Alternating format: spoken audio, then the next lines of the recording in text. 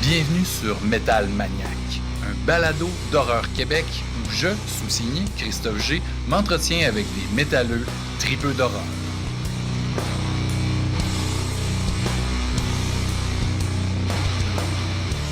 Cher Metal Maniac, épisode 29, on est en ce 13 août, un dimanche, Fantasia, le festival Fantasia vient tout juste de se terminer ici à Montréal. Donc, j'ai décidé de faire un petit épisode spécial Fantasia, juste pour vous, parce que c'est quand même un événement majeur pour les fans de cinéma de genre. Si vous suivez Horreur Québec, vous avez vu qu'on a couvert le festival en masse encore cette année. J'ai eu l'opportunité de pouvoir m'entretenir avec Joe Lynch pour discuter. Joe Lynch, qui est le réalisateur du meilleur, on va le voir ici, ceux qui écoutent la version vidéo, du meilleur Wrong Turn, le deuxième, starring Henry Rollins. Donc, Joe Lynch, c'est un gars qui a réalisé un film tout récemment qui s'appelle Suitable Flesh, un hommage à Stuart Gordon. Vous irez voir, vous irez lire la critique qui a été publiée sur Horreur Québec de mon cru. J'ai adoré le film. J'ai eu l'opportunité de pouvoir m'entretenir avec lui en Zoom. J'ai pu le voir quelques jours plus tard au McGibbons pour lui faire signer la pochette de Wrong Turn.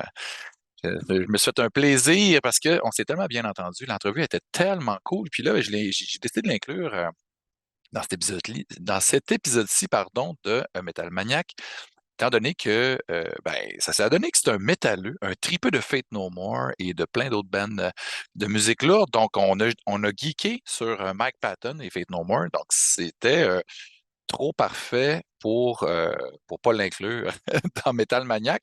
Donc, voilà. Et puis, étant donné que j'ai décidé de faire un spécial Fantasia, je me suis dit, pourquoi pas inviter le bon Pat Tremblay, qui a publié un livre qu'on voit ici à l'écran, Terror in the Alien Realms, qui est un livre vraiment cool. Encore une fois, la critique est publiée sur le site d'Horreur Québec, un livre que j'ai vraiment beaucoup aimé. On en discute dans l'entrevue. Donc, vraiment, deux belles conversations avec deux beaux passionnés de, de de trucs louches et de musique lourde. Donc, sans plus tarder, spécial Fantasia mettant en vedette Pat Tremblay et Joe Lynch.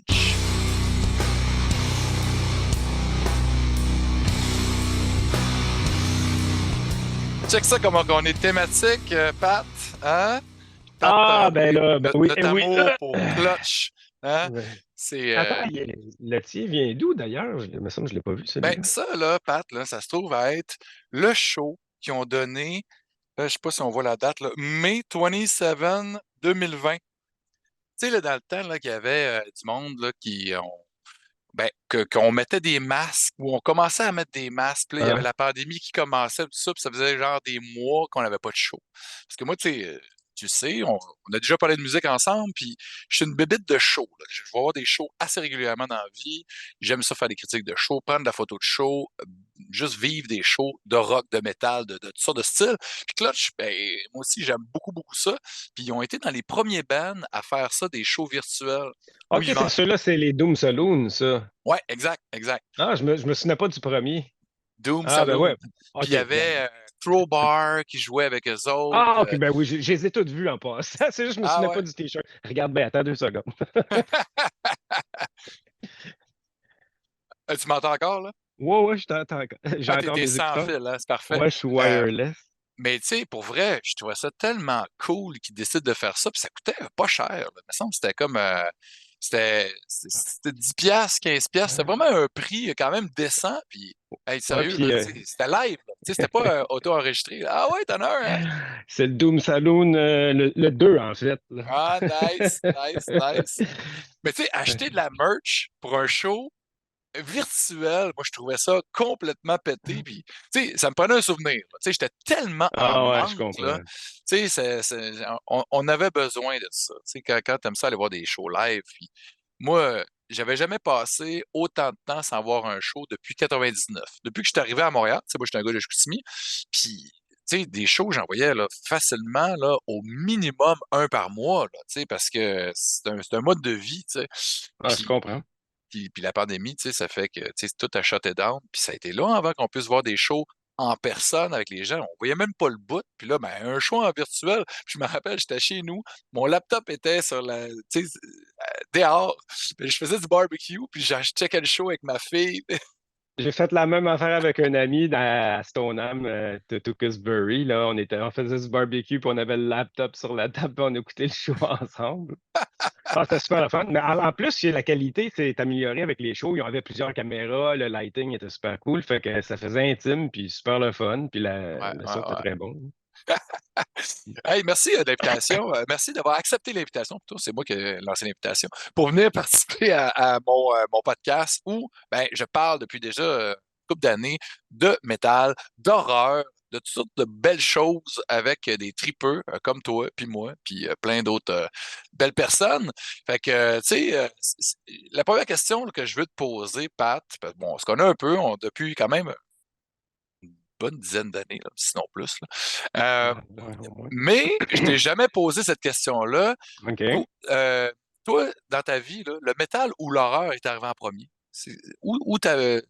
Ça serait quoi Hmm. le premier truc là, qui est arrivé? Là? C'est-tu la musique? C'est-tu des trucs louches à la TV? Je serais tenté de dire que c'est peut-être les deux en même temps parce Ah ouais? que la... Écoute, j'écoutais Kiss quand j'étais très, très jeune. J'avais au moins deux albums. Fait que, bon, c'est du rock and roll, peu importe, Ben oui, c'est la source quand même, là, de pour plusieurs. m- mais à cet âge-là, j'étais peut-être trop jeune pour voir des films d'horreur parce que c'était en bas de 10 ans, ça, c'est sûr, là.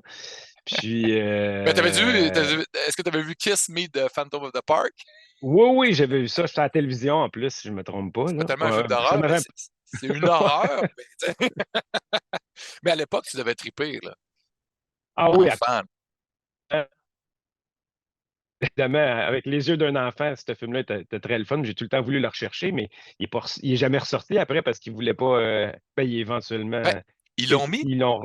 Kiss, tu sais, les Kiss Story, là, les espèces de box sets, ils en ont fait genre trois. Là. Sur le premier, ils avaient mis une copie du film.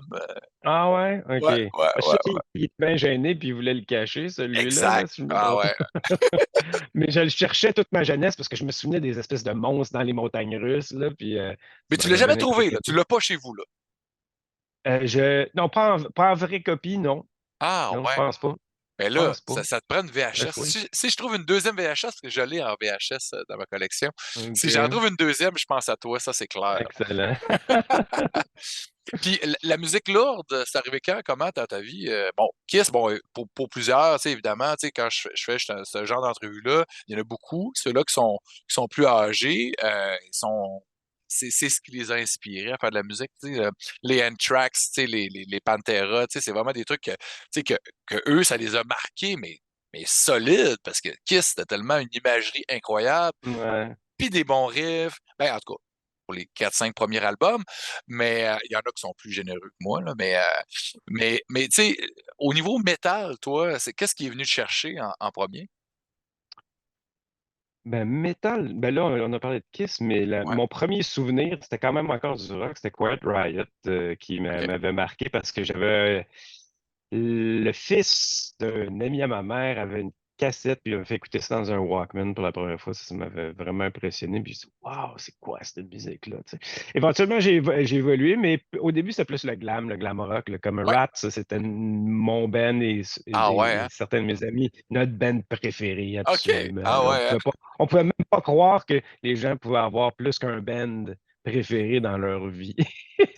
Comme si c'était comme non, c'est ce band-là, puis c'est tout. Là. Je sais pas pourquoi on passait de même, mais Ah, c'était ce truc-là. Fait qu'il y a ouais, évidemment ouais. toute la glam, mais tu parles-tu dans le plus élevé encore que Ah, ça? ben, tu sais, Ou... le métal, c'est tellement large. Là. Tu sais, on va dans tous les Mhm, sous-genres. Puis, tu sais, comme tu dis, ben, Rat, c'était considéré comme du heavy metal à l'époque. Dans les années 80, le mhm. métal, c'était Motley Crue, c'était Warren, c'était toutes ces bands-là. Il y avait le thrash aussi, qui était beaucoup plus Ouais, heavy. ouais. Tu sais. Ça a évolué en toutes sortes de sous-genres, mais c'était du métal. Tu sais, Maiden, Ozzy. Puis, t'en écoutes aujourd'hui. Là, tu sais, le monde, ils disent Ghost, c'est pas du métal. Oui, mais si tu transposes des années 80, c'est le son qui est métal pour cette Absolument, ouais. époque-là. Tu sais. Ouais, ouais. Euh, mais tu sais, moi aussi, là, j'ai trippé sur Def Leppard, là, tu sais, c'est quand même un band qui était comme relativement élevé pour l'époque. Tu sais, toutes les bands, justement, du glam, les Motley Crue, tu sais, il y avait de l'imagerie aussi, tu sais, là, tu sais, le Shout of the Devil, là, il y avait, tu sais, tout ce qui venait des trucs les plus lourds qu'il avait entendus à l'époque, Judas Priest, tout ça, tu sais,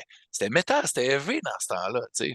Mais, euh, mais tu sais, il y en a tellement de sous-genres. Tu sais, moi, je sais pas à quel point t'es métal. Je sais qu'on a bondé sur Clutch, puis tu sais, je sais que t'écoutes de la musique quand même, t'es assez mélomane dans la vie, mais est-ce que le métal, c'est important pour toi ou t'es vraiment plus dans des trucs plus hard rock, plus Ah roots? non, c'est super important. Ça fait partie, comme tu dis, de l'horreur, puis le métal, ça fait partie de mon DNA. J'en écoute peut-être un peu moins des deux aujourd'hui parce que j'ai beaucoup, mes goûts se sont élargis, Mhm. mais j'en écoute toujours encore à ce jour. Là, tu parlais du thrash, ouais, ça, c'est probablement dans le plus élevé du début que j'ai eu moi aussi.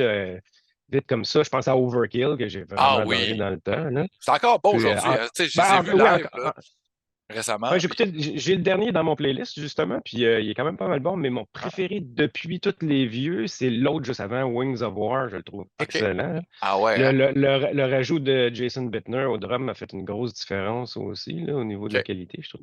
Mais, J'ai pas trop suivi ouais. les derniers albums. Tu sais, moi, c'est quoi? C'était Of Decay, là, Years of Decay, Years je of pense. Decay. Ça c'était un classique. Ça, je me rappelle vraiment là, dans la, Ouais. la, la période où je commençais à écouter ça, tu sais, du Anthrax, puis du Slayer, puis toutes ces bands-là, tu sais, du trash, puis Coroner, tu sais, de Suisse, puis mon cousin Olivier Gagné, que je salue s'il écoute ça.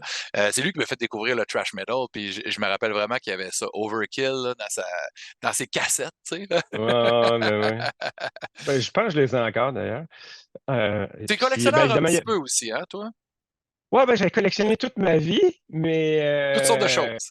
ouais, mais dans les débuts 2000, quand eBay est arrivé Ouais, dans la scène et puis j'avais besoin de vivre un peu, ben, j'ai vendu pas mal de stock à ce moment-là aussi, c'est puis à correct. travers les années aussi, mais j'ai encore pas mal de stock quand même. Ben, je trouve pour moi, mais je sais qu'il y a des collectionneurs qui vont me battre à 100 000 à l'heure sur Ben, 1000 puis c'est trucs, là. puis c'est pas une Mais, compétition, là. Tu sais, là, pour vrai, non, là, non, je sais.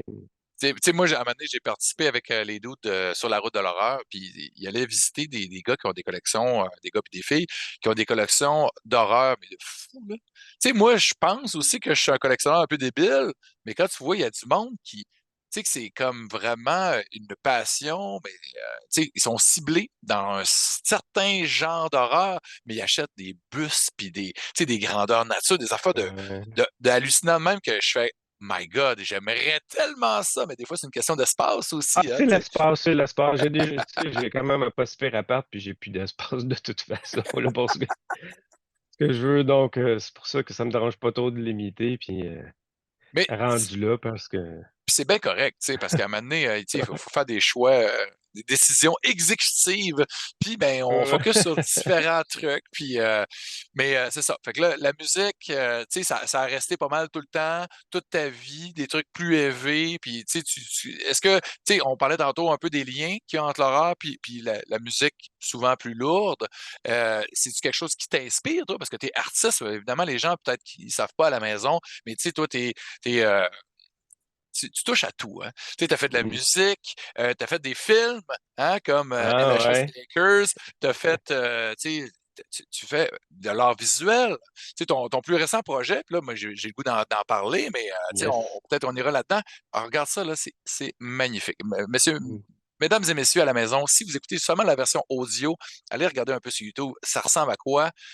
Euh, Terror in the Alien Realms. Alien AI Aliens. Parce que c'est un projet de débile. Hein, c'est vraiment là, une idée neuve dans l'air du temps, dans le zeitgeist de la technologie. Puis ben, on va jumper là-dedans. On reculera après là, les premiers films d'horreur que tu as écoutés. On va parler un peu de ce projet-là parce que c'est tout frais. Tu viens de lancer ça dans l'univers récemment à Fantasia. Il y a eu un lancement au McGibbons. Euh, justement que j'ai assisté avec un paquet d'auteurs qui étaient là pour parler de ce projet-là, qui est un livre où tu as, créé toi-même via un outil qui s'appelle Midjourney, qui est un genre un espèce de logiciel ou un dashboard online qui utilisent des visuels pour créer des œuvres neuves avec l'intelligence artificielle, qui est quand même quelque chose qui est un sujet assez chaud de ce temps-là. Mais ton projet, puis si je le résume très, très, très rapidement pour les gens, parce que je vais te laisser parler aussi, tu es allé chercher un paquet de brochettes d'artistes incroyables, des réalisateurs, des journalistes, des auteurs, un paquet de monde de la planète Fantasia, puis tu les as donné carte blanche, tu les as garoché ça euh, pour qu'ils écrivent des critiques, des textes basés sur ces œuvres-là. Moi, je veux savoir, ça a commencé comment, ce projet-là? Qu'est-ce qui t'a donné le goût de faire un livre? Tu sais, un objet physique basé dans le virtuel, carrément. Ouais, ouais. Ben, c'est quand j'ai commencé environ maintenant, probablement 1 an au moins, à découvrir cette nouvel outil-là, l'intelligence artificielle qui sortait, qui pouvait faire des images. Au début, c'était hyper rudimentaire, mais j'étais curieux. Je faisais exprès pour poser toutes sortes de questions bizarres pour voir comment est-ce que j'allais avoir des résultats. Puis éventuellement, quand ça s'est développé un peu plus, je dis, tiens, je vais essayer l'horreur parce que, entre autres, je voulais voir comment je pouvais pousser la machine pour voir qu'est-ce qu'on pouvait aller Les avoir avec ça limitations. en tant que Ouais, tel? ouais, ouais. Les limitations, exactement. Puis, évidemment, sur la plateforme de Midjourney en particulier, ils essayent de limiter l'exercice des trucs trop hardcore parce qu'ils veulent Mhm. une plateforme PG-13. Donc, Ouais. j'ai dit, tiens, je vais essayer de contourner ça, mais sans faire exprès non plus pour avoir des affaires impossibles, là, Parce que les autres, épouvantables. j'imagine, dans leur banque de données, tu sais, tu dis, ils limitent ça, ils veulent garder ça accessible, il n'y a pas de nudité ou, tu sais, des trucs plus, Hmm. tu sais, qui sont pas regardables pour les jeunes. Des films d'horreur, quand même, tu sais, bon, ça dépend de ton niveau de flexibilité là-dessus. Ça dépend pour tes enfants. Là, tu sais, moi, j'ai un enfant de 9 ans, puis tu sais, je connais des gens qui ont des enfants de 6 ans, puis ont vu Evil Dead. Fait que, tu sais, ça dépend de où tu jauges, qu'est-ce qui est acceptable ou pas. Fait que les autres, tu sais, je sais pas comment ils gèrent ça, leur côté. C'est où on met la ligne, tu sais, au niveau du gore. Mais, tu sais, j'ai vu les visuels que tu as produits, puis il y a des trucs quand même assez sanglants, là. Ah oui, pour ça, oui. Mais j'en avais pire aussi parce que aussi Stable Diffusion que j'ai utilisé, que là, il y avait, avec la version dont j'avais, il n'y avait pas de limite non plus, mais OK? la qualité était moins intéressante. Donc, j'en ai fait un peu moins avec ceux-là, malheureusement. Qualité dans quel Mais sens? ben, la qualité des résultats, puis du visuel en question était moins artistique, puis OK. aussi souvent parce que dans les débuts, ça s'améliore de plus en plus, mais dans les débuts, tu peux avoir des personnages qui ont 3 bras, Ah ouais. 10 doigts C'est moins ou des yeux réaliste. tout croches, des OK. dents, OK. impossible. Donc, c'est difficile et ça prend beaucoup plus de temps à obtenir des résultats comme ça. Puis le système pour cette version-là, tu devais l'avoir soit sur ton ordinateur ou utiliser un système extérieur pour utiliser la puissance du GPU parce que ça prend énormément d'énergie pour utiliser ces machines-là. Donc, avec OK. Midjourney, c'est plus facile parce que ça se fait directement de leur serveur. Mhm. Pour ce qui est de Stable Diffusion, la version qui s'appelait Dream Studio, qui s'appelle encore le même, tu peux le faire à la même vitesse, sauf que tu n'auras pas accès au côté non censuré de la chose en question. Tu sais. OK. Donc, ça m'a pris toutes sortes d'étapes à arriver là. Puis mon ordi, je me suis rendu compte qu'il n'était pas assez puissant malgré tout Ah pour ouais, OK. donner des résultats assez rapides. Tu vois, j'attends une demi-heure pour avoir un résultat que je n'étais pas sûr qu'il allait être bien. Donc, c'était moins évident. Donc, j'ai focusé sur plus à étudier Midjourney, puis essayer de tenter mes limites là-dedans aussi, Ouais, sans, ouais. évidemment, tout en restant dans les barèmes corrects. Ils ont changé leur processus à travers le temps. Maintenant, c'est de l'AI qui analyse les images et les textes dont tu fournis. Et par-dessus le marché, euh, il y a aussi, ça analyse les images que tu peux feeder dans le système aussi. Et ça analyse même les résultats qu'ils vont te donner. C'est-à-dire qu'une fois que le Avant de les résultat est créé, fournir, là. OK. avant tes il y a un AI qui vérifie, puis il peut même te dire, ah, ben, l'AI a fait de quoi de trop capoter. Désolé, on peut pas te, on peut pas te le Ah donner, ouais. celui-là. Hey, C'est vraiment absurde, là. c'est fou, Mais, pareil. Mais là, moi, je veux ouais. savoir un peu le processus parce que, tu sais, j'ai pas utilisé ce genre Hmm. d'outils-là. Tu sais, mettons un visuel là, comme celui-là que Gigi Sol Guerrero, hein, une Mhm. réalisatrice canado-mexicaine, hein, qui a réalisé, c'est quoi, c'est Culture Shock, son film qu'elle a présenté à Fantasia il y a quelques années, je pense. Ouais, Ah, c'est ça, c'est hein? possible, Culture oui. Shock, c'est ça. Donc, c'est un visuel qu'on voit ici pour les gens qui regardent la version vidéo, Mhm. qui est très à la mexicaine. On voit des roses, Mhm. tu sais, le visuel est assez horrifique. On voit des créatures de gauche à droite, tout ça. Elle, j'imagine, c'est quelque chose qui l'a attiré. Mais toi, là, behind the scene, là, qu'est-ce que parce que tu m'as expliqué déjà comment tu fonctionnais au niveau du pipeline. Tu fournis des commandes, à cet outil-là qui te donne un visuel. Tu retravailles ça légèrement au niveau des textes ou de qu'est-ce qui affiche parce qu'on voit que des fois, c'est pas tout le temps lisible, les textes qu'on voit. Puis après ça, tu donnes absolument aucune information, hem, aux personnes qui vont écrire le texte. Tu leur donnes carte blanche, arrange-toi avec ça, imagine, le synopsis, le behind the scene, qui a fait ce film-là, puis, pour pas trop interférer. Mais, comment ça marche ça, l'échange avec le bot, avec la machine, pour que tu puisses être capable d'obtenir un résultat qui est quand même, hallucinant là, au niveau visuel? Ouais. Ben, il y a différentes façons, différents trucs pour s'y rendre. Au départ, c'est tout le temps, ça me donne jamais des résultats instantanément génial. Puis c'est là Faut que travailler. ouais, faut vraiment y s'y mettre. Ça paraît, pour la plupart des gens, c'est genre, s'ils font tout, c'est tout instantané, mais des Les résultats gens le savent pas, là. qui peuvent me prendre des heures à arriver à quelque Mmh. chose d'intéressant. Mais pendant que j'ai travaillé pendant ces heures-là, j'ai quand même plusieurs autres versions qui existent aussi en même temps du texte. Donc, j'ai écrit le texte, j'aimerais avoir genre une affiche de film d'horreur dans le style de, avec tel et tel élément, etc. Il y a différents paramètres qu'on peut rajouter, soit la qualité, l'époque, le Des type de visuel pourcentages que tu aussi peux avoir avec. d'informations, là. Ouais, tu peux aussi donner des weights, qu'on appelle, pour les images que tu as mis dans le système aussi comme référence. Mais moi, soit dit en passant, je prenais souvent des références autres que des affiches d'horreur, juste pour avoir des résultats plus intéressants aussi. Ben oui. Et puis, ce qui est un truc que peu de gens savent utiliser à bon escient, malheureusement pour eux, parce que c'est là qu'on trouve le plus le côté expérimentation est vraiment le plus intéressant. En tout cas, donc, il y a différents paramètres qu'on peut mettre là-dedans aussi, comme des éléments de chaos pour aller plus loin, qui va aller plus loin que ton texte en tant Ouais. que tel. Mais des fois, Fuck le c'est une chien, là. question. C'est ça. Des fois, c'est une question de changer une virgule ou de changer une manière de formuler une phrase. Puis quand tu es pas content, tu peux quand même cliquer «Donne-moi une autre version» en lui disant, c'est ça lui donne comme la commande de «Ah, il a pas aimé cette affaire-là, je vais tenter quelque chose d'autre dans son système Magie». Donc, Mmh. tu arrives à certaines variantes, donc tu peux travailler sur plusieurs variantes, puis tomber dans l'autre, puis dans les rabbit holes infinis, parce qu'il y Ouais, a vraiment pas de fin.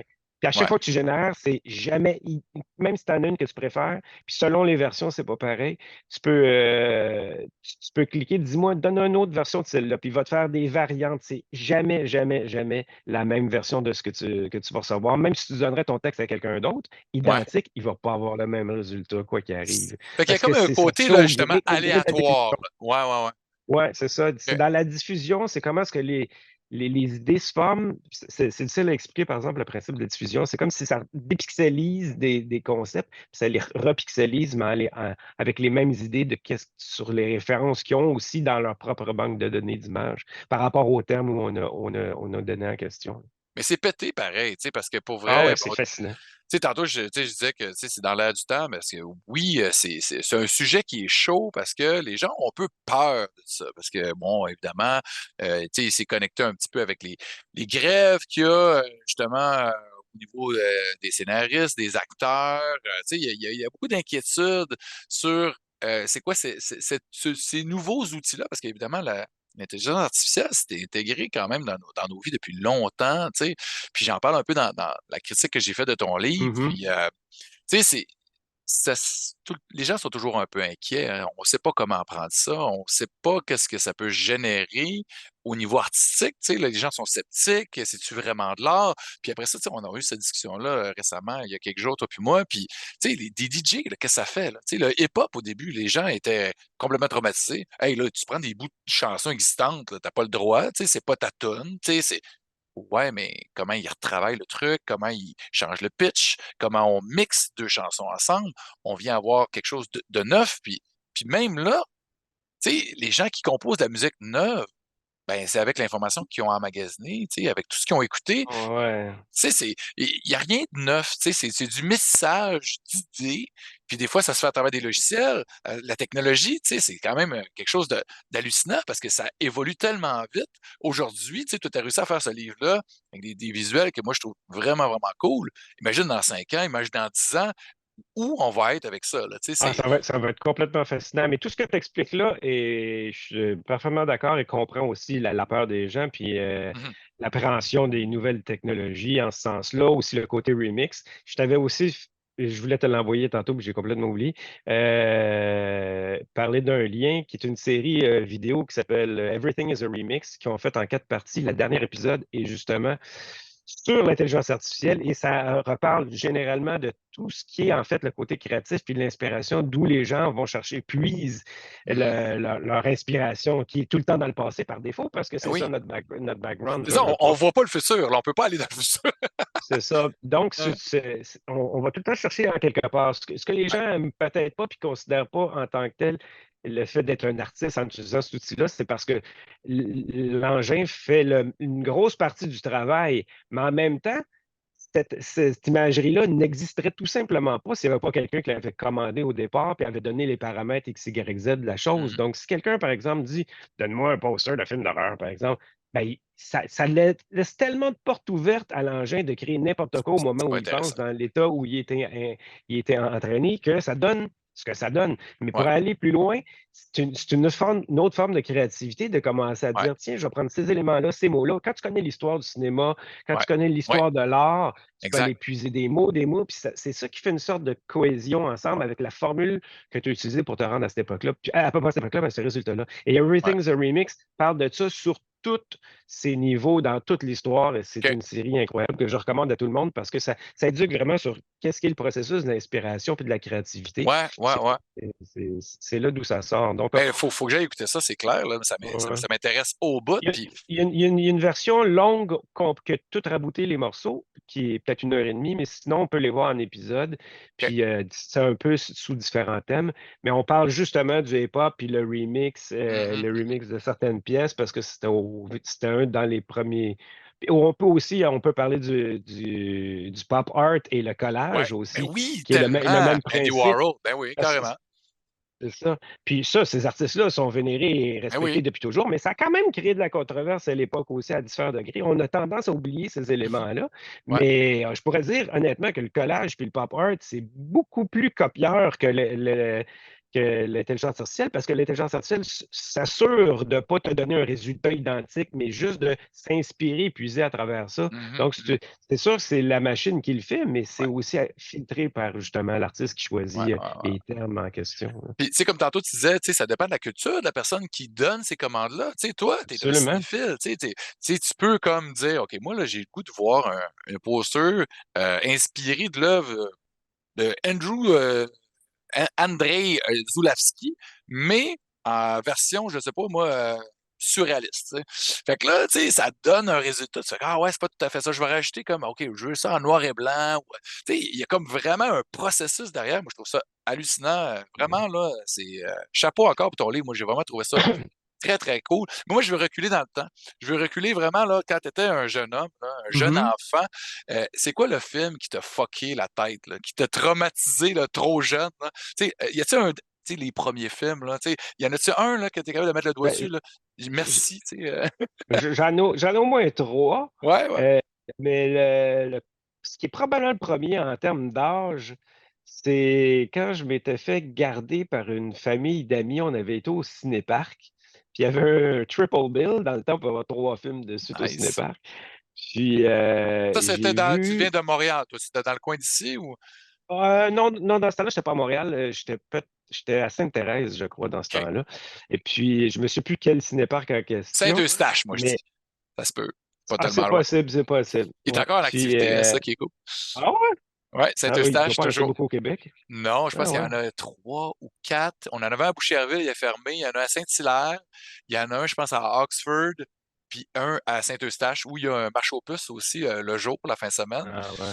Puis, fait que là, t'es allé au cinéparc avec cette famille-là. T'avais genre 6, 7, 8 ans. Ouais, 6, 7, 8 ans dans ce coin-là. Je ne pourrais pas te dire parce que c'était au primaire, ça c'est clair, parce que c'était avec un ami du primaire, dont qui était de cet âge-là. Oui, en tout cas, c'est à peu près ces OK. 7-8 ans, justement.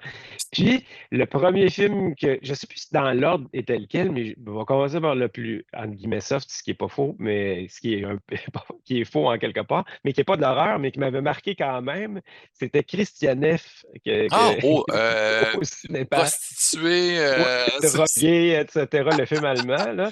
ah Quel ouais, c'est film pour violent, ça. voir un enfant de 6 ans? Ben oui, sur une fille qui bat de trip sur l'héroïne, puis etc. Puis la Shit. scène de la toilette m'avait marqué sérieusement. Là, Je sais que c'est un ah, film légendaire, mais j'ai jamais vu le film. Il y a un de mes amis qui m'en a ah, ouais. parlé tellement de fois, mais j'ai jamais vu le film et apparemment que c'est assez coup de poing, là. Ouais! Puis, mais c'est ça, Bon, c'est pas de l'horreur en soi, mais à part de l'horreur Ça perturbe. de l'horreur physique dans Ouais. un côté drame de la chose. Et puis l'autre film, celui qui m'avait beaucoup marqué aussi, puis que je me suis caché le visage après avoir vu ça, puis, après voir les autres coups, c'était Le monstre venu du ciel. Hein? Je sais pas c'est quoi. Je me souviens plus. Ah, son nom alternatif, c'est Alien 2, mais pas avec un S, parce que je sais pas si ça s'est puisé sur la suite d'Alien, mais ça n'avait pas rapport parce que ça se passe dans des cavernes, dans le OK. sous-sol, c'est italien, soit dit Ah, en ben oui. passant. C'est-tu Puis, contamination? non, c'est pas Non? OK, contamination, OK. Attends, je pourrais aller chercher la cassette, je sais où ce qu'elle est. C'est parce que tu reconnaîtrais La probablement pochette. l'image, là. Ouais. Ouais, puis j'ai le DVD aussi, la version Alien 2. Mais c'est ça se passait dans des cavernes où les gens descendaient pour faire de la recherche dans les cavernes en C'est question. sur Il y avait, Terre, là. OK. ouais, puis il y avait Michael Swavi qui jouait un rôle dans ce film-là, d'ailleurs. OK.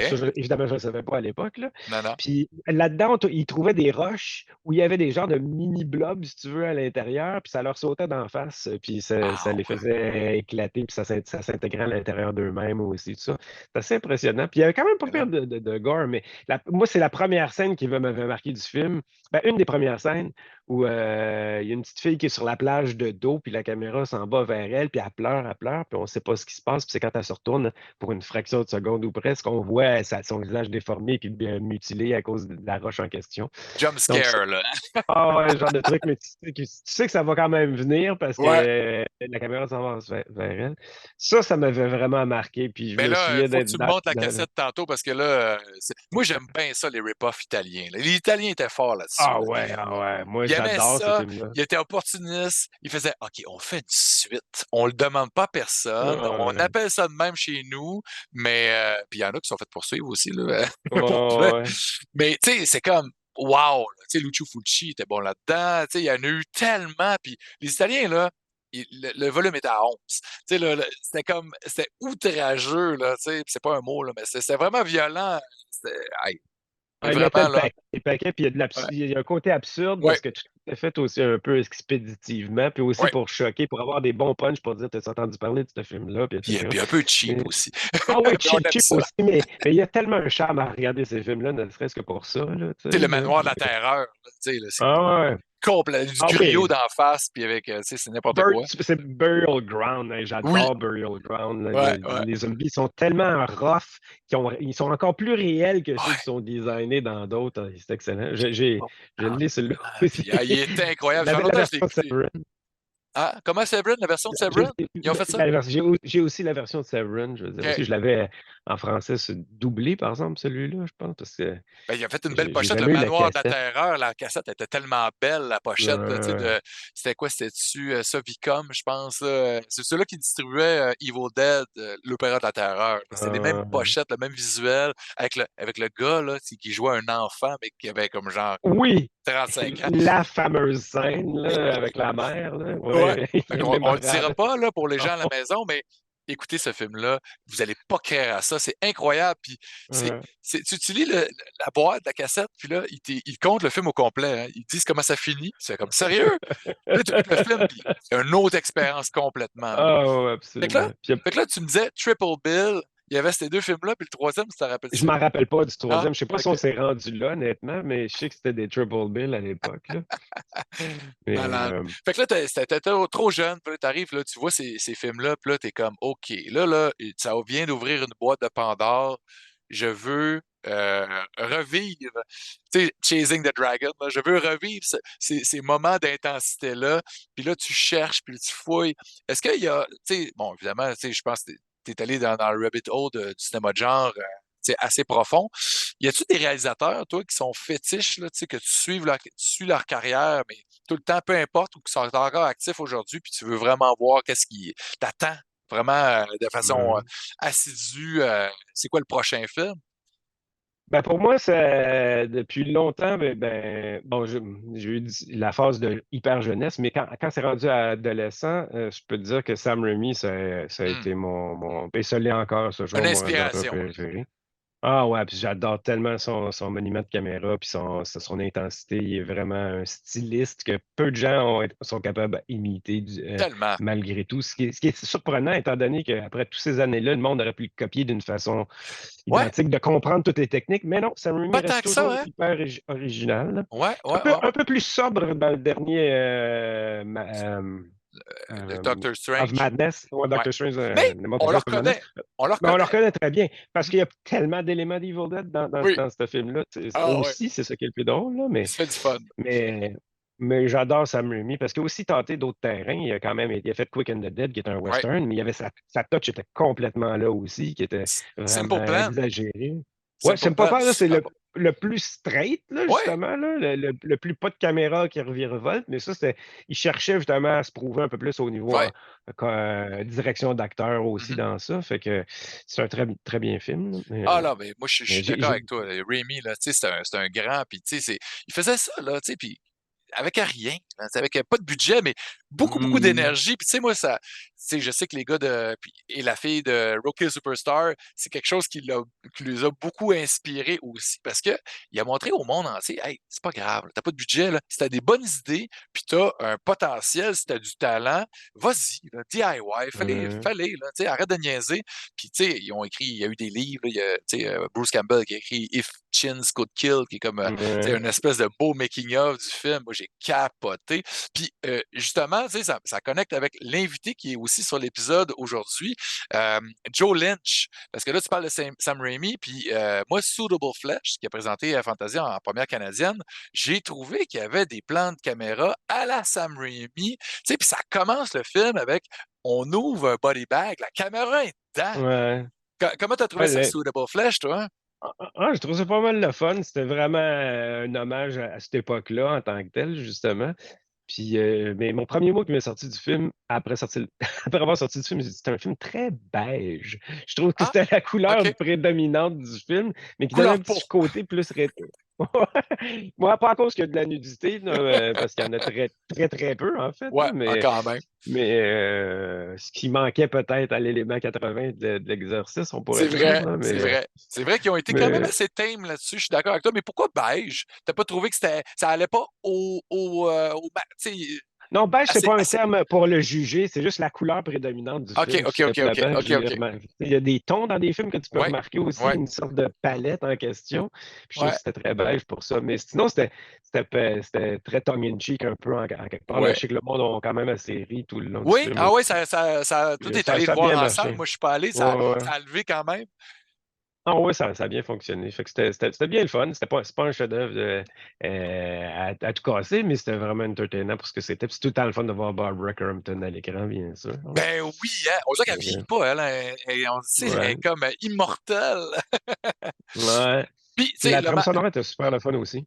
ouais, mais je sais pas si t'es fan de Ouais. Zombie un peu, là, de Steve Moore, le band Zombie, est-ce que tu connais? Ouais, je le connais un peu, mais juste au début, pas ce qu'il a fait dans les dernières années, en fait, là, mais plus qu'au début, ouais. Ouais, c'est ça. Moi, Mais, son travail de soundtrack, je n'ai pas vu beaucoup de ses films, mais là, ça marchait vraiment bien. Puis, tu sais, je pense qu'il est allé vraiment là, dans le mood ah 80, ouais, ouais, Stuart ouais, absolument. Gordon. Là. Puis, Tu peux reconnaître le Charles Band ouais, ouais, dans certains tons. Là. Hein. Richard Band. Richard, ben, tu me mets tout le temps C'est avec les le deux. frère Ah! de l'autre, là. Ben oui, c'est Richard. Ben oui.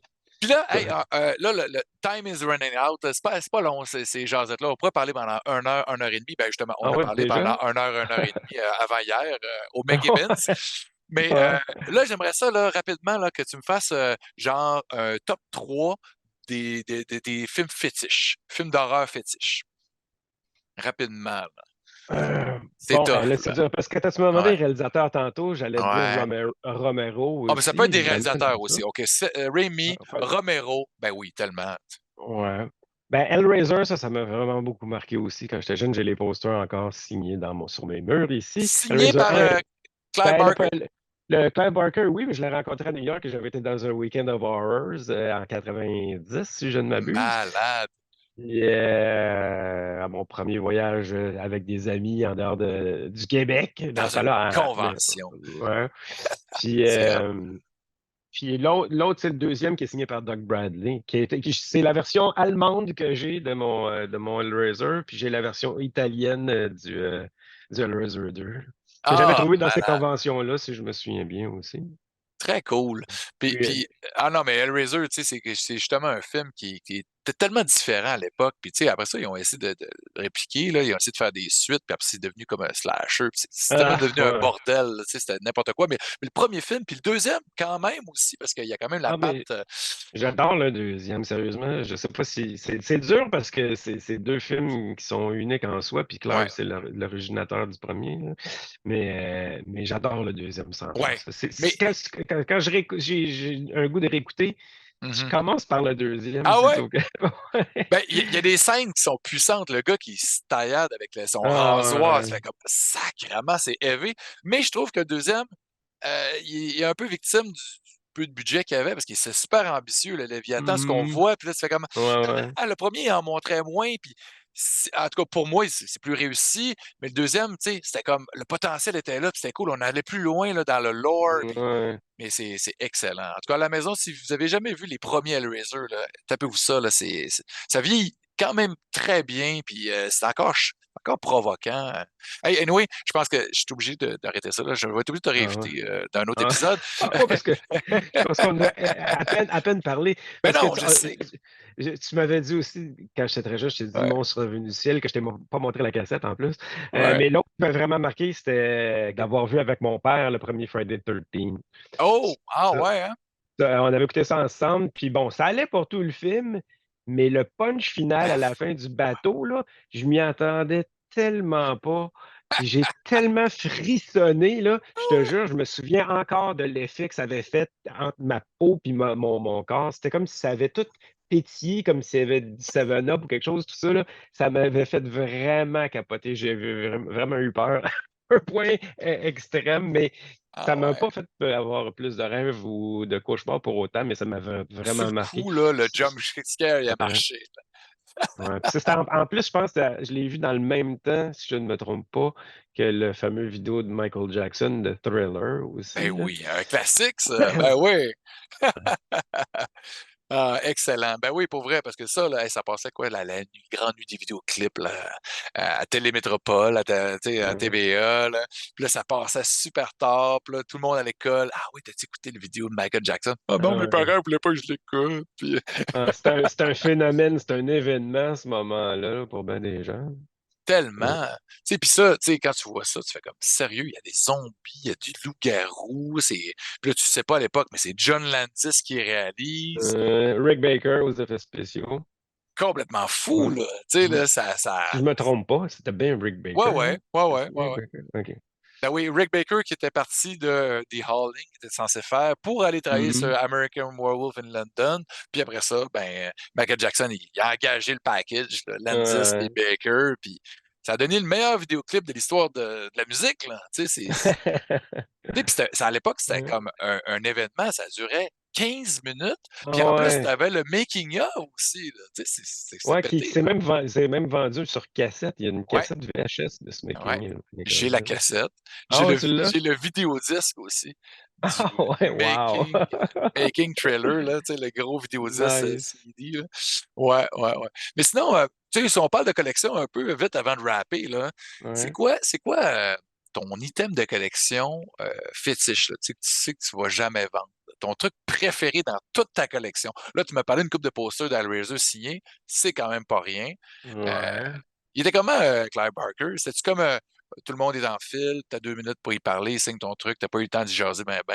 Ouais, c'était à peu près ça. C'était pas c'était en fil avec tout le monde, là. Mais Ouais, il a fait ouais. quelque chose d'intéressant qui vaut la peine, puis j'ai une photo en quelque part.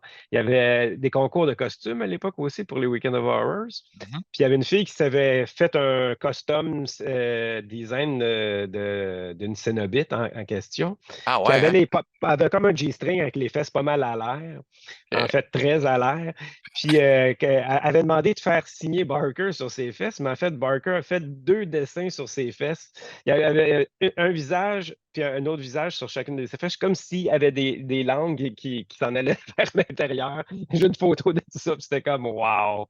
Puis, C'est faire une vraie signature pour un fan, là. puis, tu sais, moi, si j'avais été la fille, là, puis que j'aurais été un peu adepte de tatouage, on va te faire tatouer Hum, direct, là, tu sais, là, tu dis, hey, il m'a fait un œuvre ben d'art, tu sais. ouais. Pour les gens qui ne savent pas à la maison, Clive Barker, c'est un romancier, c'est un cinéaste aussi qui a réalisé quelques films, dont Hellraiser, qui est son meilleur, tu sais, le Lord of Illusion, c'était quand même bien, Nightbreed, c'était cool aussi, quand Ouais, même. ouais, ouais. Mais J'ai pas mal trippé dans ce temps-là. Ouais.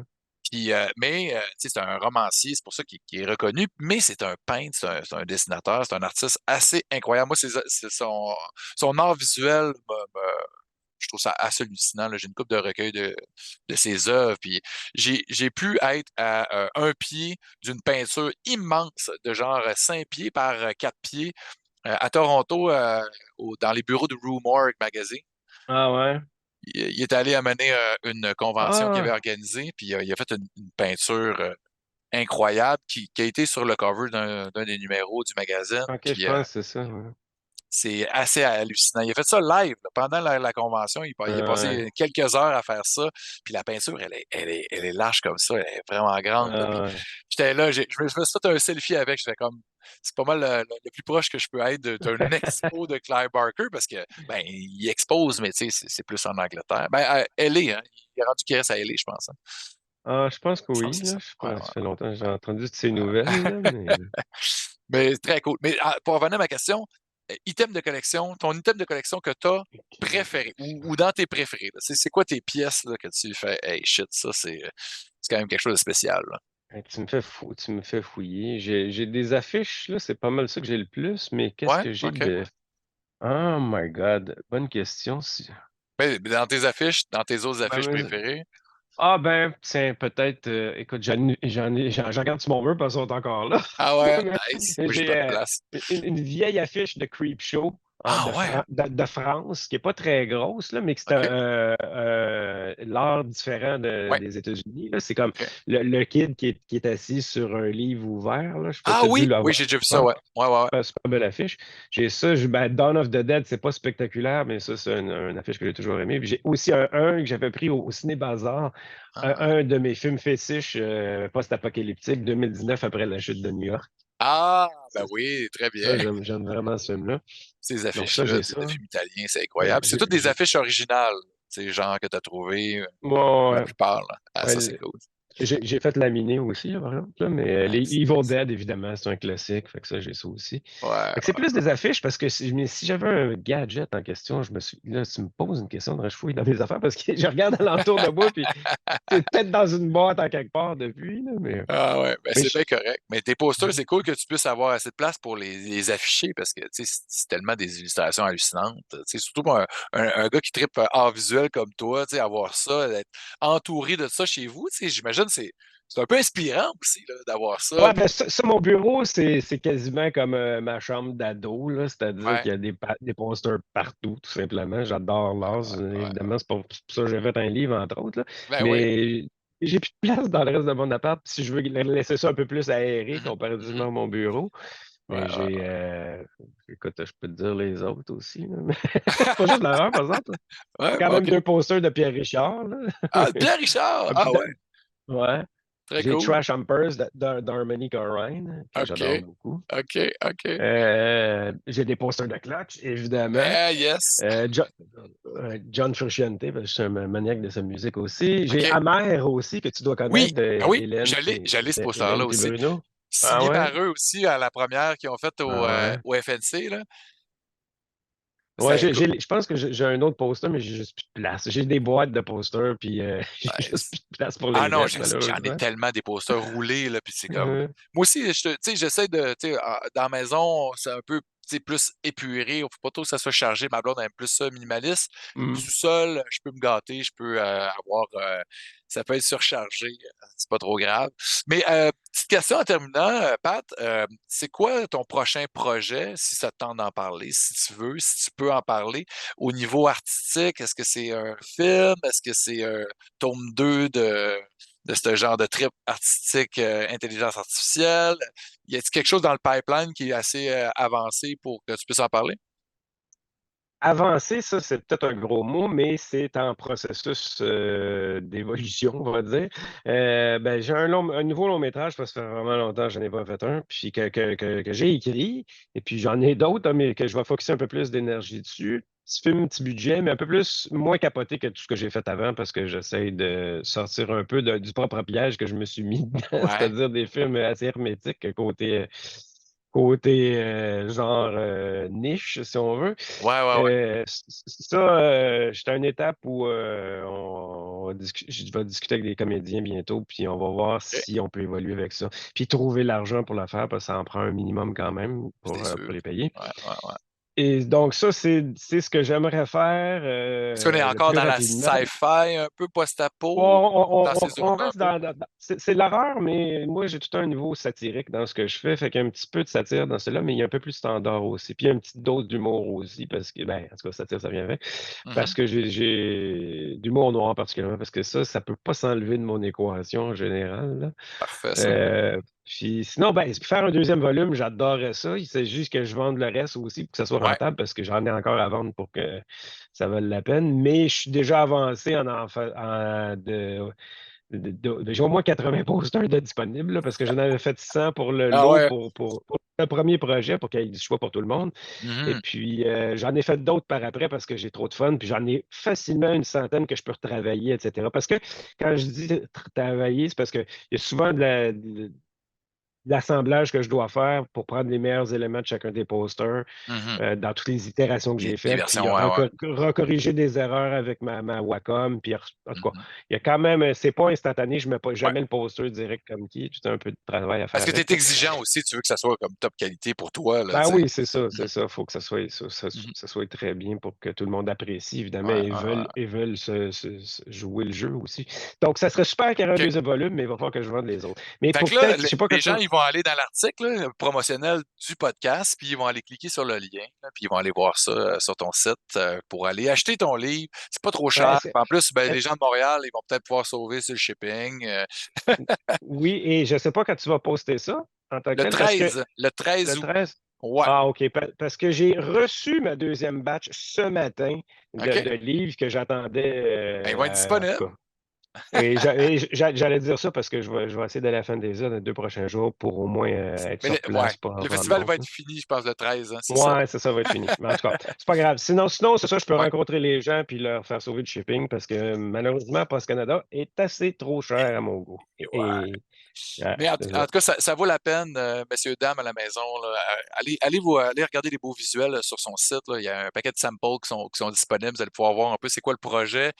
Les textes sont vraiment cool. Il y en a qui ont été tellement inspirés par tes visuels. Puis, avoir Gary Sherman sur ton projet, avoir George Mihalka sur ton projet, avoir plein de gens, c'est ça, dans le microcosme de Fantasia pour les fans de cinéma de genre, les gens qui lisent Horreur Québec, c'est exactement dans vos codes. Fait que, en tout cas, encore chapeau, Pat. Merci d'avoir pris du Merci. temps pour jaser de plein de belles choses avec moi. C'est clair qu'on se revoit là, dans un show de rock, j'espère bientôt. Fait que, Sûrement. cool. Hey, merci, puis à bientôt. OK. Merci. Bye bye. Salut, Pat. Bye.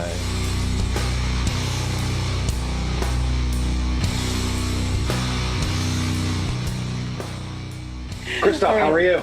I'm awesome. It's nice to meet you, Joe. I think we're cut from the same cloth. I'm seeing a lots of metal posters on the back.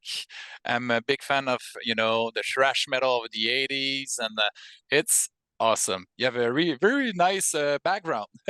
This is the edit room in Ariscope, Adam Green's production company that Oh, I work in a lot, and this is uh-huh. where we cut Suitable Flesh. So Okay. my writing partner Becca and I cut the movie here, and it was great to like just walk in and feel like you're not like actually in like a professional space. You're more in like your bedroom in a way. And we slept Yeah. here many times too while Okay. making the movie.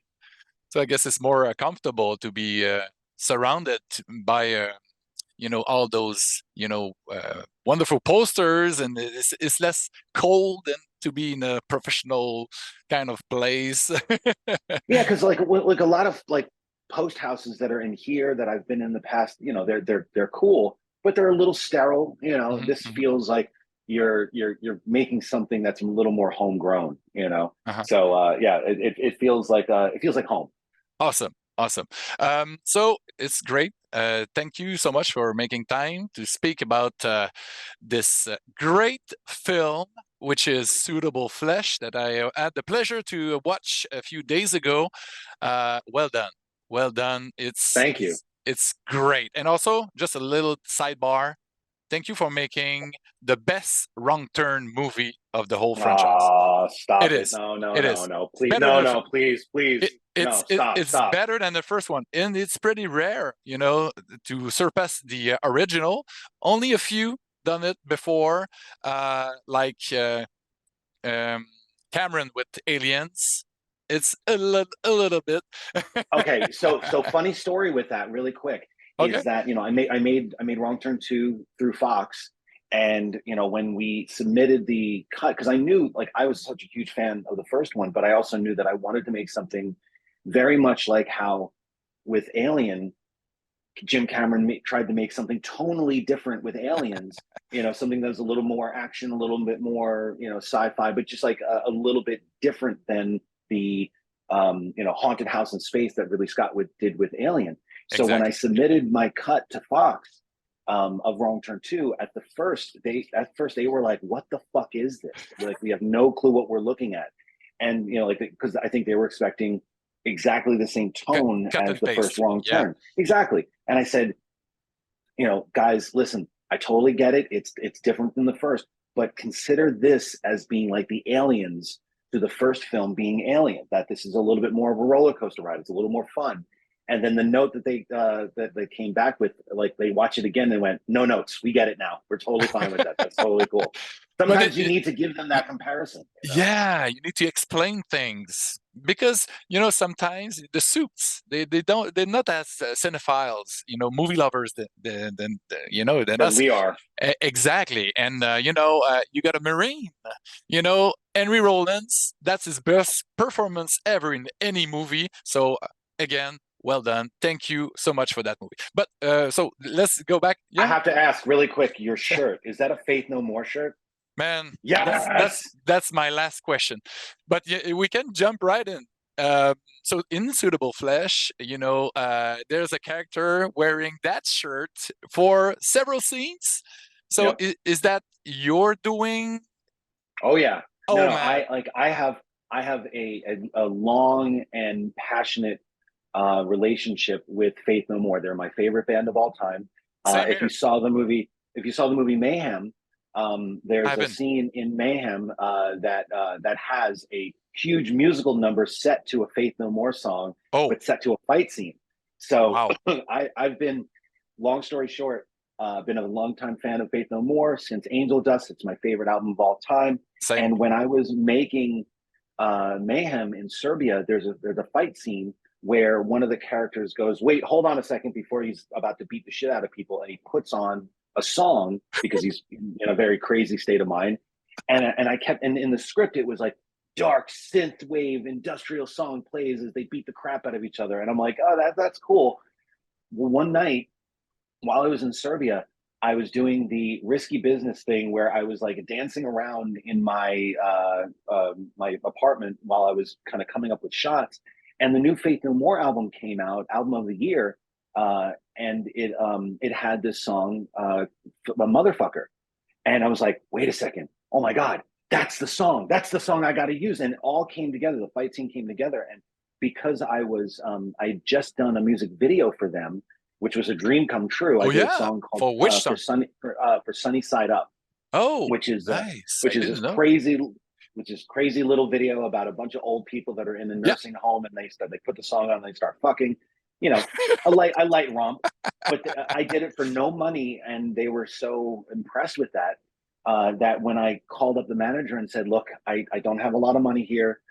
Would there be any way that I could use that song in Mayhem?" And the guy goes, "You know what? For you, no problem. You hooked us up. We're going to hook you up." And they gave me the song for free. So Wow. I was able to choreograph this entire fight scene to that song. So that's why it fits perfectly. So I've been, like they're part of my cinematic upbringing, my musical upbringing for years. And when it came to some of the wardrobe in Suitable Flesh, when I was talking to Judah Lewis about some of the music that Asa listened to, Faith No More came up, and I go, you know what? I could probably get a Faith No More shirt to be put in this. And again, it was just a phone call, and they're like, yeah, no problem at all. Here, go ahead, use it. So that's why it's in there. Oh man, thank you so much for that. Because Faith No More is such an underrated band, and it's also my favorite band of all time. I've been following Mike Patton since I'm 12. Every projects. I've been buying Ipecac stuff for forever, for 25 Okay, years. here's another connection. So Mike Patton was supposed to do the score for Wrong Turn 2. He this was right after what was it? Crank 2 had come out, and I was I've been a fan of Mike's. I was actually supposed to direct a music video for Fantomas's Henry Portrait of Serial Killer, and that fell apart because of 9/11. But that's a whole nother story. We were going to have Michael Rooker play Henry again, and then it just kind of fell apart. But Mike and I became kind of email buddies for a couple of years. And when I reached out to him to do the Wrong Turn 2 soundtrack, he was like, "I'm in. I got all these great ideas." And then Peeping Tom came out, and he had to go on tour. He like it happens all the time, So no harm, no foul. But because of that, it made me go, "Fuck, who am I going to get?" And at the time, I was watching a lot of Battlestar Galactica, and then I went, "What about that guy Bear McCreary from Battlestar Galactica?" And that's how I got Bear. So it all kind of works out, but everything comes back to Faith No More with me. Yeah, man, it's awesome because maybe I wasn't sure if you were a metalhead or not, so maybe it was the wardrobe lady. I don't know, but it's awesome. It made the movie even better because I'm a fan too. So yeah, but first and foremost, that movie is an homage to the great late Stuart Gordon. Yes. I was fortunate enough to meet the guy, the man, the legend in Fantasia, the film festival that you're going to attend in a few days. Back in 2010, he was in town with Jeffrey Combs and Dennis Paoli, your writer on Suitable Fresh, to do Nevermore, that whole play. Oh my God. Yes. Which is awesome. It blew my mind, Jeffrey Combs, sidebar. He is wonderful in that. Have you seen? I got to see one of the first performances that they did in LA, and I was just absolutely blown away because I had seen Stuart started in the theater. That's right. That work ethic and his directing of actors came from the theater, and that's what parlayed into his career as a screen director. And I got to see Reanimator the musical, that Graham Skipper, who's also in Suitable Flesh. Exactly. He got to play he got to play Herbert West in that. So, and also Chris McKenna, who's also in Suitable Flesh. He got to play Dan. So I had seen a lot of his stuff that he did on stage. And when he and Jeffrey worked on Evermore, I was at one of the first preview screenings. And I was blown away. And funny enough, the guy that did all of Jeffrey's makeup in Nevermore, who I believe might have also been there for the Fantasia thing, Greg McDougall, he did all the effects for Suitable Flesh too. So all of this was the reason why I was so excited about doing Suitable Flesh for multiple reasons. But one of them was, in a way, because Reanimator, From Beyond, Dagon, Castle Freak, all these films that Stuart had done had really changed the way that I saw so many elements of how you can bend genre and bring elements of humor into the horror and vice versa. Stuart has been, since I saw Reanimator, such an influence on my own work that for me, when Stuart passed and hearing about how much he wanted to bring the thing on the doorstep, the original H.P. Lovecraft story, to the light, and he didn't get a chance to, I was like, I'm getting the band back together. It was like the Blues Brothers, it was like, I'm getting, Dennis was already involved. We sought out Brian Usna to be part of the production as a producer. Obviously, Barbara, and then down to people like Greg and Graham Skipper and Chris McKenna, like all these people that had been influenced, dare I say, touched by Stuart's genius, to kind of make it so it, while we were still making our own thing, and you don't have to be an ardent fan of Stuart's work or Reanimator to enjoy it, but those who do, you get a little extra, all the Easter eggs, down to shooting Miskatonic University using the same exact building from Reanimator, so that because look, I'm a fan, so I want to make sure that, like, even if I didn't make this movie, that when I would see this movie, I'd go, oh shit, like I'm getting, you feel like you're part of the conversation, and you feel like you're part of the party in a way, and that was one of our goals. And as you said, it's not fan service. It's just a bonus if you're a fan, because the story is so strong, the performance is strong, your directing, it's so inventive. I saw a glimpse of old work from Sam Raimi. That's what it reminded me sometimes, the point of view from, the corpse bag at the beginnings. And all those things. And you even put a split screen a la De Palma as well. So I guess...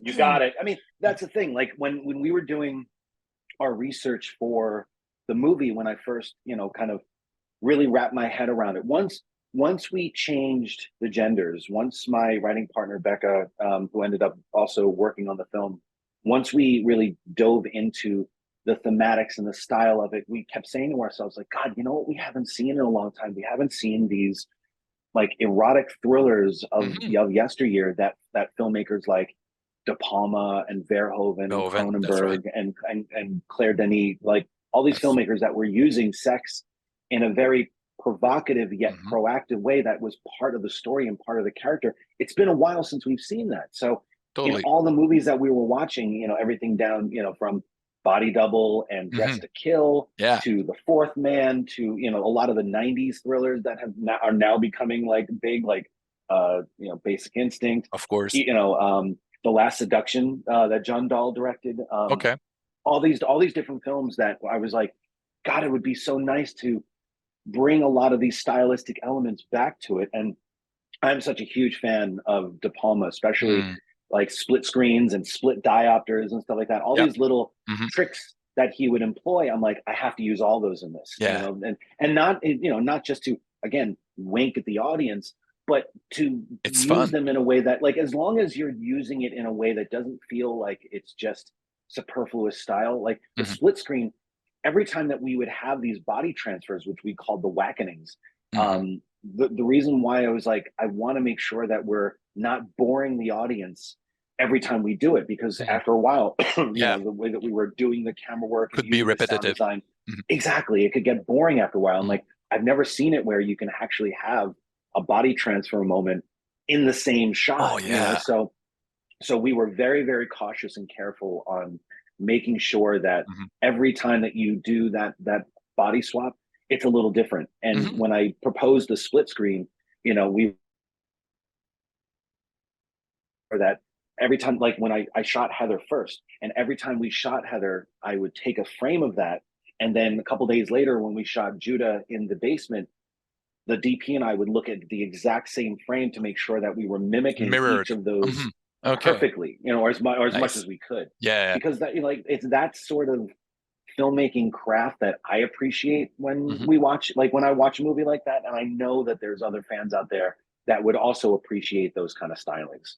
Because De Palma did it, but nobody else. Almost, it's it's weird that like lately there hasn't been. And this is no detriment to other filmmakers, but it seems lately that a lot of it, and maybe it's because of the advent of television production and how fast the shoots are sometimes, that sometimes like craft kind of gets like lost in the fray, like a lot of times it's now just like you got to cut corners, you got to make your day and everything, which our shoot was very expedient. But if you know going in that you're going to use these techniques and you don't just sit there and go like, I'm going to discover it on the day. If you go in knowing exactly what you want, exactly. So a lot of the movie was done by storyboards, and I did all the storyboards myself, and they were terrible. Okay. I don't. No. I traced. So unfortunately, my editor had to be my model for a lot of these. And but the great thing was to be able to go to set, and even before that, and send these storyboards to the DP, the camera operators, and say, "Here's exactly what we're shooting." There's no like, where's the shot today? No, we know and exactly you spend what minutes. we need. No, exactly. And there's nothing more thrilling than to be able to cross them off as you're going. Oh, it's so much fun. But you got to come in prepared for something like that if you're going to try to do something a little bit different. Those complicated shots, it must be really, of course, it's demanding. It's more complicated and it's technical, but it would be, I guess, it's a lot of fun for you guys, directors to do different things and difficult things, and when you got it, it's special.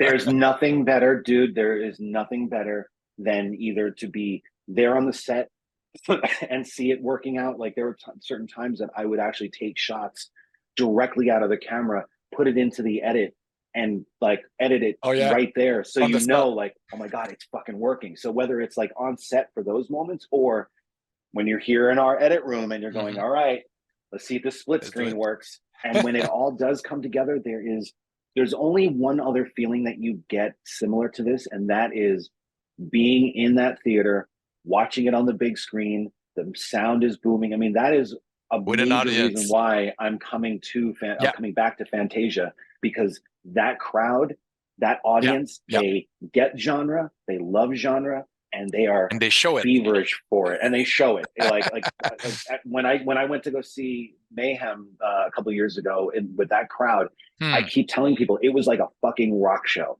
It was like being there, but it was also weird because I was in the audience, so it's like an out of body experience where most rock stars, they're up there on stage and they're rocking out and they feel the audience's participation. When you're in the crowd going, oh my god, this is crazy, so now Suitable Flesh is slightly different, a movie than Mayhem. I wouldn't necessarily say it's a metal show. It's more like a Steely Dan show where it's a little jazzy, it's a little funky, it gets rocking too. Or maybe a Mr. Bungle show. Yes, a little bit. That's yes. You know what? It's very much like watching a Faith No More show, because you can have these beautiful ballads like Easy on a Sunday Morning or something like that, or RV, and then it goes into Surprise You're Dead. Yes, and you just go, wow, and that's kind of the tonal roller coaster that Suitable Flesh takes. So, and every time that I've seen it with an audience, it's funky to feel that vibe in the room where it goes from, a little bit slower, a little bit more slow burn to, wow, is it getting a little hot in here? Oh my God. When we played the movie at Tribeca, it was the first time that we had seen it on a big screen. And during some of the more erotic scenes, it was interesting to like watch the crowd kind of sitting there going like, oh man, I don't know how, because you know what, erotica in movies is, there's not a lot of it these days. I mean, if anything, you get more out of erotica in TV because you're allowed to show stuff TV shows. Like that. That's now. right. Where in movies, it's not really out there, and that was for the longest time, especially in like the 70s, 80s, and 90s. That's how we got our rocks off. We would go to see Basic Instinct or Sliver or Lost Highway, and see these movies, or go to the 80s like Fatal Attraction, movies like that. Where you'd go, and you'd sit there and be like, oh man, I feel kind of funky, and to feel that audience like do that in the last couple screenings was like weird, but also really cool. Yeah, it reminded me a bit of the mood that you get when you watch Jacob's Ladder.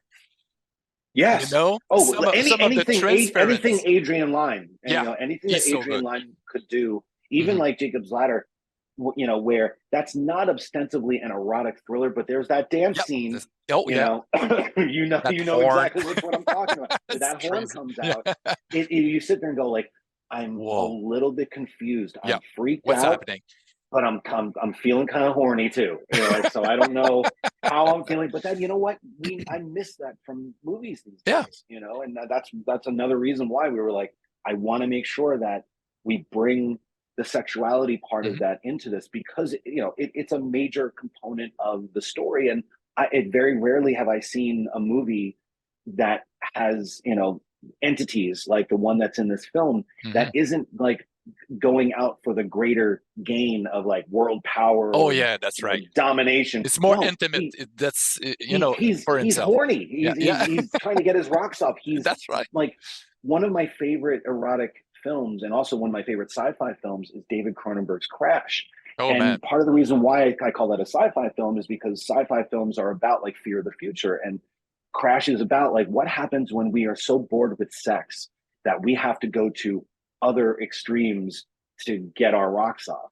And and that really freaked me out, but it also Yeah. inspired me to go, what if you have this demon that's been around for We could don't be know. centuries, who Yeah. knows?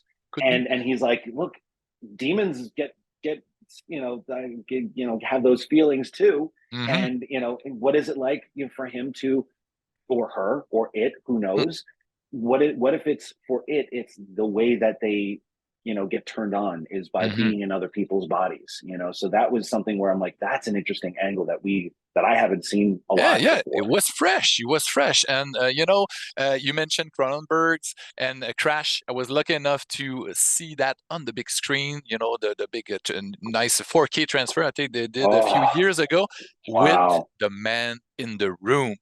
Oh, That was mind blowing. The score, Howard Shore's score, his for a score is guitar. amazing. It's like 5 guitars. It's crazy. It's so intense. But talking about music, Steve Moore. You had worked with Yeah. them before on Yes. Mayhem, I believe, Yep. and that he's the leader of the great band Zombie Zombie. Relapse, Yep. yeah, which I love. So how was it to work again with him on the score?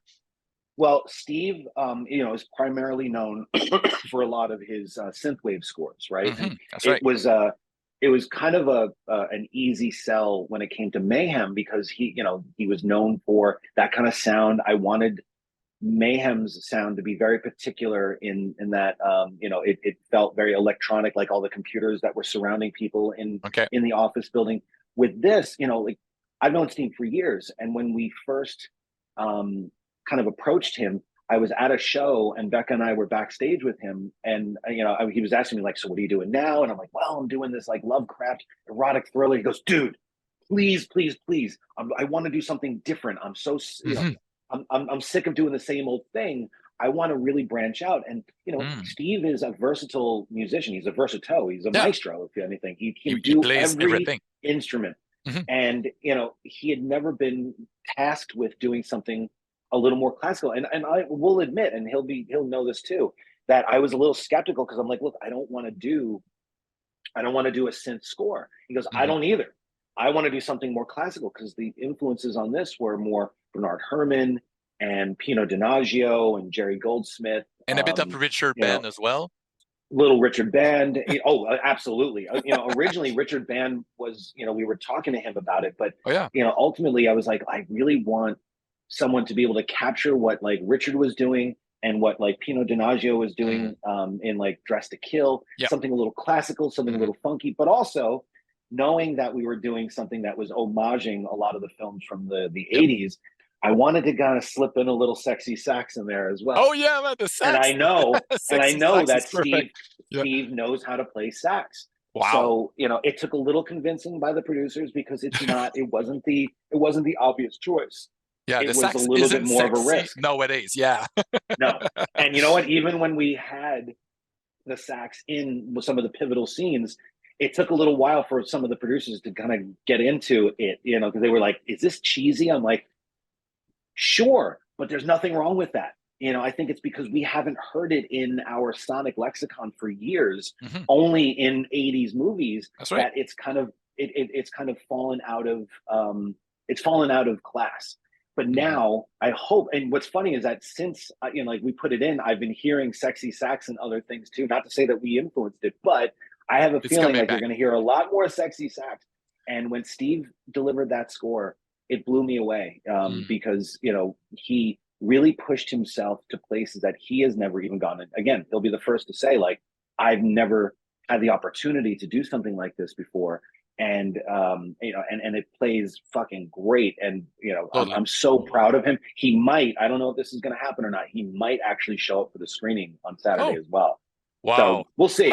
But I love Steve, and I love the fact that he can, and the fact that he played every single instrument in the movie It's live. mind-blowing. The guy can do no wrong. Yeah, awesome. And it works awesome. He nailed it. Um, so one last question. Sure. Sorry. No, no. What's your favorite of all times body swap switch movie? Oh, wow. Okay. So I grew up in the 80s Yep, where body swap movies were a kind of thing. always done. They were a thing, they were a trend. Comedies. Everything from 18 Again Hmm. to like Father Like Son. And Funny big, enough, almost. yeah, Big is kind of, it Yeah, has the same sensibility, but you don't get the other yeah. side of that Hmm. swap. That's You right. only get the Tom Hanks going into the adult body, but there is Hmm. no other Yeah. adult in the process. My favorite, funny enough, is one that I just revisited recently, and it's very 80s, it's very cheesy, but it has two actors who are so committed to doing that swap in a way that is so dynamic that it shows how much range they have, and it's called Vice Versa, with Judge Reinhold and Yes. Fred Savage. It Man, I came out, I loved it believe, in back in the day. '87. Watch it again. Now, the concept is hokey. How they do the body swap is like voodoo bullshit or whatever. It's besides the point. Judge Reinhold can play a 12-year-old like I've never seen anybody play a 12-year-old. And Fred Savage, now this is Fred Savage at the time when, Was this is like like right 13. before, well, no, way before. Like this is Oh yeah, when he was on a very popular show called the Wonder Wonder Years back Years. in the 80s. Hmm. But this was, I believe, right before it. So it was after Princess Bride. And, he plays a 12, like 11, 12-year-old kid very well. He was 12 at the time. But when he swaps bodies and is now playing a 30-year-old douchebag yuppie from the 80s, you can't not believe that there is a 30-year-old inside that 12-year-old. Now, I know that sounded terrible, but Yeah. you know what I mean. It's because honestly, Yeah. I think the thing that, even back when you had like the Freaky Fridays with Hmm. Jodie That's right. Foster, That's right. or the Lohan version with Jamie Lee Curtis. You Hmm. have to have actors who are completely committed to being able to envelop themselves in not just the other character, but the other actors' ticks and That's their right. nuances. Because Hmm. you like if they do it right, Yeah. it's seamless. You don't believe that there is a difference in that performance at all. It is that person. But it's So not to easy to me, do. no, it is not. That's the reason why when you see, if you ever get a chance, Vice Versa is Yeah, one I to should. check out, because it is complete, like it's the best special effect, and it's all done in performance. Oh wow, man! I really need to revisit it. I might even have a VHS of that because I'm a big collector, Oh, and it's I can probably see even that. better on Yeah. VHS. And Fred Savage gives the best middle finger I've ever seen in a movie. I'll let you find it. But it like I remember as a kid going, that kid knows how to give the middle finger. He does this like weird like thing that looks like kind of like an orangutan giving a middle finger. I was like, that's good, and I've been mimicking it ever since. So Well, hey, and I didn't remember he's in Princess Bride as well. yeah, he's the little kid in Princess Bride that's talking to Peter Falk in the openings, and I believe Oh. that he got that role and vice versa probably off Mm. of that. So yeah, that's the one to watch. That's my Awesome. favorite. And I think I have another one. A little quick question about, Sure. Eder Graham. She's great. It's been a while since Oh we saw her in a genre movie, and yeah. she's committed to the role, and she's intense, and she's beautiful, and she's all those things. How did she got involved in the first place in that movie? Well, you know, one of the things that we had to make sure of when we were going out with the movie was that we had someone who obviously was very committed, but also someone who could, you know, kind of tip the needle into securing the financing. And, Mhm. you know, Heather's been Yep. in the business for years. She is a marketable name. Mhm. So, like, when they put it out there, I go, like, as long as we have a conversation and she's like into the role and she knows like all the things that She I'm going to be doing, understands the role, yeah. she understands the role, like I'm down. And it took one Zoom interview like with her and I immediately went, she gets it, she knows exactly what I'm going for, and she's willing to go to places that I don't think, you know, she had ever done before, you know, because Totally, she's totally. usually known as a slightly offbeat characters and stuff Mhm. like that. And this was one where she got to go there, but she also had to be very grounded at times too. Mhm.